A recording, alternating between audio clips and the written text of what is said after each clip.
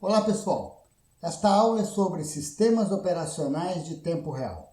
Trata-se do capítulo 18 do livro. E neste segundo vídeo do capítulo, nós vamos tratar das diferenças construtivas entre sistemas operacionais de tempo real e sistemas operacionais de propósito geral.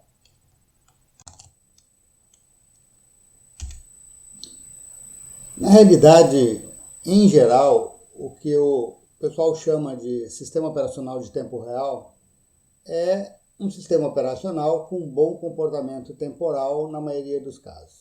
Trata-se de uma evolução natural dos kernel existentes.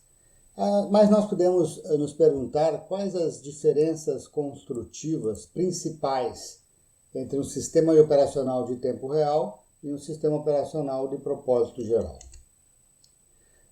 A partir desse ponto, vamos olhar vários aspectos construtivos que impactam e fazem a diferença. O primeiro deles, algoritmo de escalonamento. Do ponto de vista da escalonabilidade, nós queremos um método de escalonamento, um algoritmo de escalonamento que me permita fazer uma análise e me permita verificar a escalonabilidade. De longe, para sistemas de tempo real, o mais usado e desejado são prioridades fixas preemptivas. Trata-se de um algoritmo bem determinista que me permite fazer uma análise matemática interessante e ele é simples. Então, de longe, o algoritmo mais usado para sistemas operacionais de tempo real. Eu também desejo ter níveis de prioridade suficientes. No passado, haviam alguns sistemas, principalmente pequenos microkernels, onde os níveis de prioridade disponíveis eram poucos. Então, eu poderia ter, digamos, 20 tarefas e 16 níveis de prioridade. Isso me obriga a colocar várias tarefas no mesmo nível de prioridade, o que faz com que uma atrapalhe a outra e vice-versa.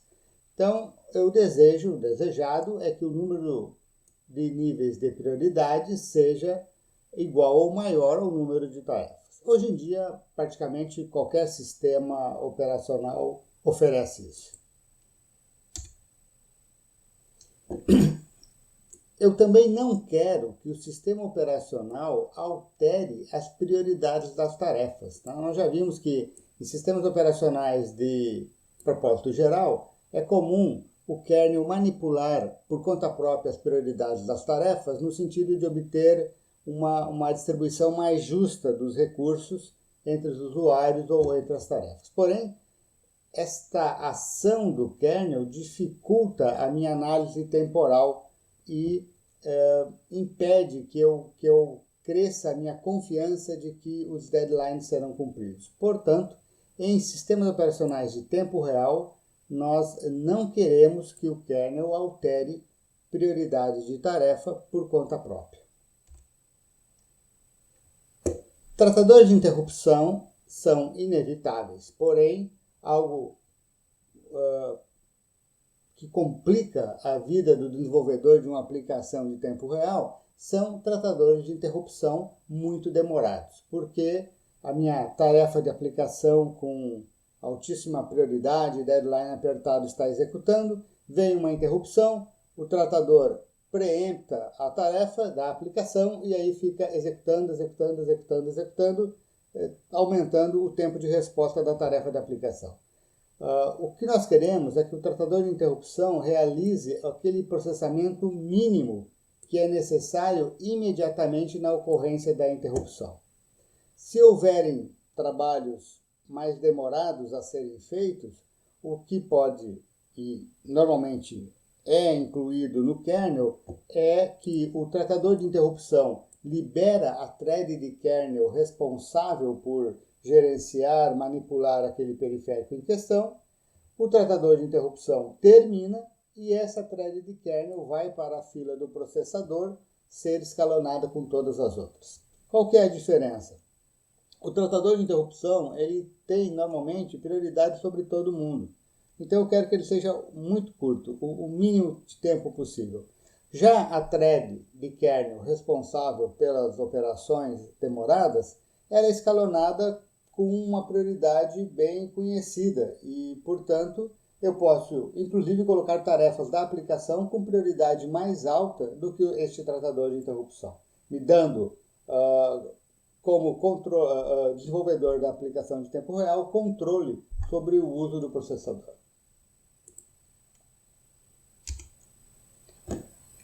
Sempre que eu desabilito interrupções, eu deixo de escutar o mundo exterior. Por exemplo, uma interrupção que deveria liberar uma tarefa esporádica ou uma interrupção do timer que deveria liberar uma tarefa periódica deixam de ser prontamente atendidas. Elas não são perdidas, elas ficam pendentes e daqui a pouco elas serão atendidas.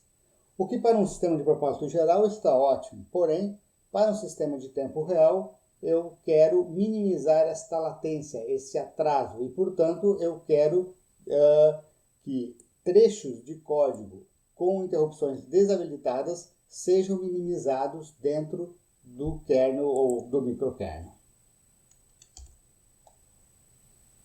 Threads de kernel são muito importantes para que o escalonamento do sistema seja feito de forma padronizada e dê ao desenvolvedor da aplicação de tempo real um controle sobre quem executa quando. Então, de novo, o que eu quero é retirar trabalho dos tratadores de interrupção e colocar em threads de kernel, porque threads de kernel são escalonadas com prioridade preemptiva, seguindo as regras do jogo, seguindo as definições de prioridade do sistema.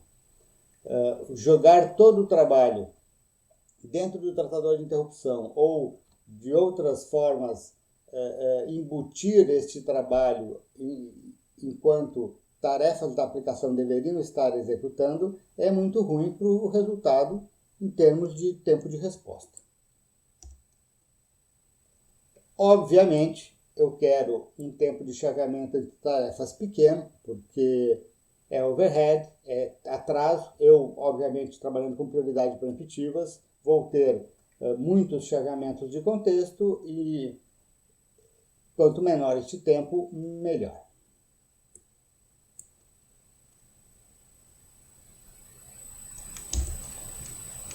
Temporizadores de alta resolução, isso já foi discutido na parte funcional. É óbvio que, uma vez que a minha aplicação lida com tempo real, eu gostaria de trabalhar com granularidade fina. Eu quero poder dar o meu sleep em nano ou microsegundos e não ser obrigado a dar em milissegundos ou até mesmo segundos.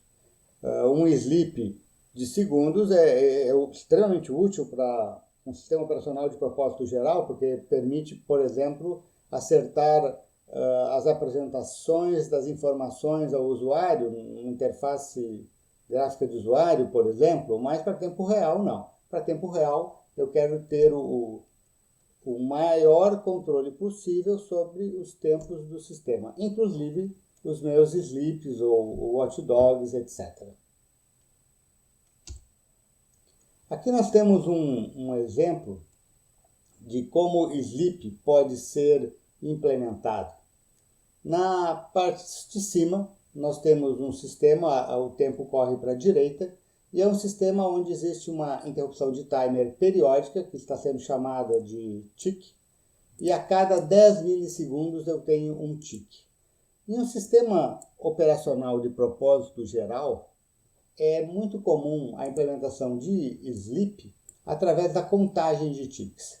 E a semântica do sleep em um sistema operacional de propósito geral é durma no mínimo 11 milissegundos. Então, qual que é uma implementação tradicional, clássica, antiga? Ocorreu um tick. Ok. Aí nós temos aqui uma chamada de sistema da tarefa da aplicação, sleep 11 milissegundos. Bom, o sistema ele não sabe o que é milissegundo, ele não conta milissegundos, ele conta ticks. Portanto, quando a aplicação pede para dormir 11 milissegundos, o sistema faz as contas e vê, opa, vou dormir, ou a tarefa, no caso, não o sistema, a tarefa vai dormir 2 ticks, porque com 2 ticks eu garanto que é mais do que 11 milissegundos. E quando que eu vou começar a contar? A partir do próximo tick. Portanto, embora o sleep tenha sido feito nesse ponto, o kernel espera o próximo tick, conta 2 ticks e aí acorda a tarefa, termina o sleep. Observem que o que era para ser um sleep de 11 milissegundos se transformou em algo como 10 mais 10 mais, digamos, 9, 29 milissegundos. A semântica, durma no mínimo 11 milissegundos, foi preservada, o que está bom para sistema operacional de propósito geral, mas é terrível para sistemas de tempo real. Hoje em dia, sistemas operacionais de tempo real implementam o sleep com interrupções do tipo single shot, ou seja, quando a tarefa solicita um sleep de 11 milissegundos, é armado um timer de hardware para disparar daqui a 11 milissegundos e nesse momento da interrupção do timer, a tarefa é acordada. Chama-se single shot porque, enquanto aqui a interrupção do timer é periódica, aqui no caso ela ocorre uma única vez em relação a este sleep. É claro que eu posso ter apenas um temporizador em hardware e muitas tarefas pedirem sleep. O que acontece é que o temporizador em hardware é sempre armado para o próximo sleep, aquele que está mais perto de ser concluído, de ter a sua finalização. Comportamento das chamadas de sistema no pior caso. No sistema operacional de propósito geral, isso é uma preocupação secundária, na verdade, busca-se tempo médio, então se utiliza enormes mecanismos, variados mecanismos para melhorar o comportamento médio, mas em sistema operacional de tempo real eu estou preocupado no pior caso. Então não é quanto tempo em média se gasta, mas quanto tempo se gasta no pior caso. Portanto, na construção de um sistema operacional de tempo real, a gente troca algoritmos que apresentam excelente comportamento médio, porém péssimo comportamento de pior caso, por algoritmos que, embora em média nem sejam tão eficientes assim, no pior caso, eles apresentam um comportamento que não é tão diferente, não é tão pior do que o caso médico, o que para tempo real é mais interessante. Já vimos isto no primeiro vídeo deste capítulo. Um kernel não preemptivo gera enormes inversões de prioridade, porque enquanto uma tarefa de baixa prioridade está executando uma chamada de sistema, código de kernel, ela não deixa a tarefa de alta prioridade iniciar sua execução. Ela não aceita preempção enquanto executando o código do kernel. E um sistema operacional de tempo real, ele é preemptivo o tempo todo, ou seja, mesmo que uma tarefa de baixa prioridade esteja executando código do kernel, porque ela fez uma chamada de sistema, um read ou algo assim, a tarefa de alta prioridade é capaz de preemptá-la e iniciar a sua execução imediatamente. Então, um kernel preemptivo diminui as inversões de prioridade entre as diferentes tarefas, ou seja, a gente diminui esse efeito de tarefa de alta prioridade ficar esperando por tarefa de baixa prioridade, que é a inversão de prioridade. Portanto, sistema operacional de tempo real é kernel preemptivo. Mecanismos de sincronização apropriados. Fatalmente, a minha aplicação de tempo real será um programa com múltiplas tarefas implementadas por múltiplas threads, e essas threads, a maior parte do tempo, vão precisar acessar variáveis compartilhadas. Eu preciso de mecanismos de sincronização, sendo o mutex o mais famoso, o mais usado. E enquanto um sistema operacional de propósito geral oferece um mutex clássico, onde as tarefas são desbloqueadas por ordem de chegada, Para um sistema operacional de tempo real, eu espero a disponibilidade de mutexes com protocolos apropriados para tempo real. Estamos falando aqui de protocolos de sincronização como herança de prioridade, teto de prioridade e outros que existem na literatura. Também já vimos que seções críticas dentro do kernel podem atrapalhar o andamento de tarefas de alta prioridade. Por exemplo, uma tarefa de baixa prioridade faz uma chamada de sistema, porém, ela, enquanto está dentro do kernel, é preemptada pela tarefa de alta prioridade. Tudo bem, é o kernel preemptivo. A tarefa de baixa prioridade está executando o código de kernel, porém, a tarefa de alta prioridade inicia a executar. Porém, agora temos o seguinte, a tarefa de alta prioridade também faz uma chamada de sistema e passa a executar código do kernel, código da chamada de sistema. No entanto, lá dentro do kernel, nós temos uma estrutura de dados compartilhada que a tarefa de baixa prioridade anteriormente bloqueou através de um mutex. Portanto, a tarefa de alta prioridade entra no kernel e, ao tentar acessar essa estrutura de dados, encontra bloqueada por um mutex pertencente à tarefa de baixa prioridade. Fatalmente, ela vai ter que bloquear, não há como escapar disso. A tarefa de alta prioridade vai ter que esperar a execução da tarefa de baixa prioridade até que a mesma libere o mutex em questão. Portanto, em um sistema operacional de tempo real, é importante que as seções críticas dentro do kernel tenham uma granularidade fina, para que essa inversão de prioridades que acontece através de um bloqueio de estrutura de dados dentro do kernel seja minimizada. O problema de usar seções críticas com granularidade fina é que ela aumenta a complexidade do código. Eu tenho muito mais lock e unlock espalhados pelo código. Por entanto, ela diminui o tempo de resposta da tarefa de alta prioridade, enquanto a mesma espera que a tarefa de baixa prioridade libere a estrutura de dados compartilhada. Em geral, nós nos preocupamos muito com o processador, mas é necessário lembrar que, além do processador, vários outros recursos são compartilhados pelas tarefas. Existe a memória, existem periféricos, controladores de periféricos, mesmo servidores. Então, sempre que eu tenho algo compartilhado pelas tarefas, eu preciso escalonar o seu uso. E esse escalonamento, no caso de um sistema de tempo real, deveria observar os requisitos temporais da aplicação. A maioria dos sistemas ignora isso, foca no processador e acaba tratando os demais recursos da mesma maneira que um sistema operacional de propósito geral. Então, um bom sistema operacional de tempo real vai tratar todas as filas do sistema conforme as prioridades das tarefas, respeitando assim a intenção do desenvolvedor com respeito aos tempos de resposta das várias tarefas.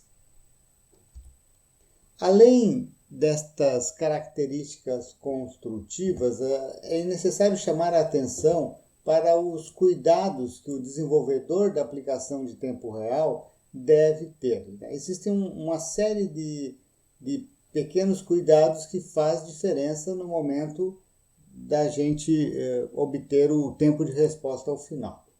Um aspecto importantíssimo é a atribuição de prioridades. Como eu uso prioridade preemptiva e tudo é feito no sistema operacional de tempo real para evitar inversões de prioridades, a atribuição das prioridades é muito importante. Eu tenho que atentar a isto mesmo com respeito a threads de kernel, device drivers e etc. Outra razão para perdas de deadlines são sessões críticas longas. Se eu conseguir evitar na minha aplicação sessões críticas longas, longos trechos de código entre lock e unlock de um mutex, evitando isso, eu vou diminuir os tempos de resposta em geral. Obviamente, eu não posso deixar uma sessão crítica desprotegida, porque aí eu crio uma condição de corrida e posso terminar com bugs no meu programa. É um equilíbrio. Da mesma forma que eu devo evitar sessões críticas desprotegidas, todo recurso compartilhado deve ser protegido, como o TEX, por exemplo, eu devo evitar contenções desnecessárias. Fazer com que uma tarefa bloqueie a outra através de um UTEX que não é realmente necessário, eu estou criando uma contenção, um atraso, uma latência desnecessária. Então, enquanto aplicações de propósito geral são muito mais tolerantes à forma como eu organizo as sessões críticas do meu programa, em tempo real, isso passa a ser algo muito importante com impacto relevante para o tempo de resposta. Por fim, evitar busy waiting. Enquanto que no sistema de propósito geral, o busy waiting representa um desperdício de recurso, no caso do processador, nos sistemas de tempo real, busy waiting pode aumentar os tempos de resposta e o que a gente obviamente não quer. Um outro cuidado que eu devo tomar enquanto desenvolvedor é dividir a minha aplicação em múltiplas tarefas. Na medida em que eu divido as tarefas, divido a aplicação em tarefas que fazem trabalhos mais rápidos e menores, eu consigo trabalhar melhor a questão das sessões críticas, consigo trabalhar melhor a questão das prioridades. Então eu faço uma espécie de ajuste fino do meu sistema que vai resultar em tarefas com deadline mais apertado, tendo tempo de resposta menor. Ao trabalhar com mais tarefas no meu sistema, eu tenho mais a capacidade de ajustar tempos de resposta. É claro que isso vai gerar complexidade no desenvolvimento. Então, criar mais tarefas, da mesma forma que criar mais sessões críticas curtas, acaba que aumenta o trabalho do desenvolvedor, né? O trabalho do design do software se torna mais complexo. Por fim, eu tenho também que ficar atento aos tempos de resposta da minha aplicação. Idealmente, eu vou ter watchdogs que me alertem quando um deadline é perdido e também eu posso, se possível, armazenar o tempo de resposta da tarefa. Toda vez que a tarefa executa, eu meço o tempo de resposta dela e se aquilo ali é o máximo observado até então, eu guardo ele. Então, no futuro, eu saberei, mesmo com o meu equipamento no campo, qual foi o tempo máximo de resposta que aquela tarefa apresentou. Isso vai me ajudar, vai me guiar na manutenção deste software. A implementação de tarefa periódica. A gente não pode implementar tarefa periódica como um simples loop usando o sleep clássico.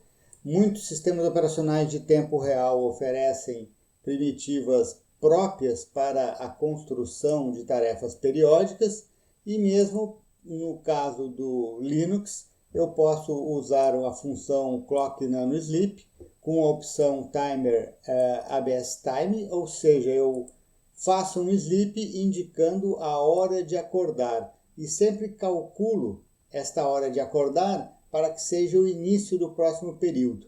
Dessa maneira, eu consigo implementar tarefas periódicas com qualidade. Eu preciso tomar cuidado na hora de implementar uma tarefa periódica para que ela seja realmente periódica e não simplesmente uma tarefa recorrente que de tempos em tempos retorna. Esta figura tenta capturar esta questão, né? Comparando aqui em cima um sleep com um tempo de espera fixo e aqui embaixo um sleep onde eu defino a hora de acordar. Então, no caso, um sleep com tempo de espera fixo significa que a tarefa é acordada, ela espera na fila de aptos um tempo que é variável, depois ela executa um tempo que é variável, aí vem o meu sleep fixo, supondo-se que ele seja preciso. Quando ela acorda novamente, o novo tempo de espera é diferente, o novo tempo de execução é diferente. O que acontece é que os tempos entre chegadas, que é o que define o período, ele varia. Né? Observem que entre essas duas chegadas, nós tivemos mais tempo do que entre estas duas chegadas aqui. A tarefa é recorrente, mas não é exatamente periódica. Já se eu uso um sleep onde eu defino o próximo tempo de acordar, o que acontece? A tarefa chega, espera um pouco, executa um pouco, e aí eu chamo o sleep dizendo, quero acordar aqui. E exatamente no início do próximo período a tarefa acorda. Quando ela acorda, ela de novo espera um tempo variável, ela executa um tempo variável, mas ela faz agora um novo sleep, exatamente o necessário para que ela acorde no início do próximo período. Observem que agora os tempos entre chegadas, eles são realmente periódicos. Então, aqui nós temos uma tarefa periódica. O capítulo 18 será apresentado em 3 vídeos. E neste ponto nós terminamos o segundo vídeo. Mais detalhes sobre estes assuntos vocês encontram no meu livro Fundamentos dos Sistemas de Tempo Real. Até mais!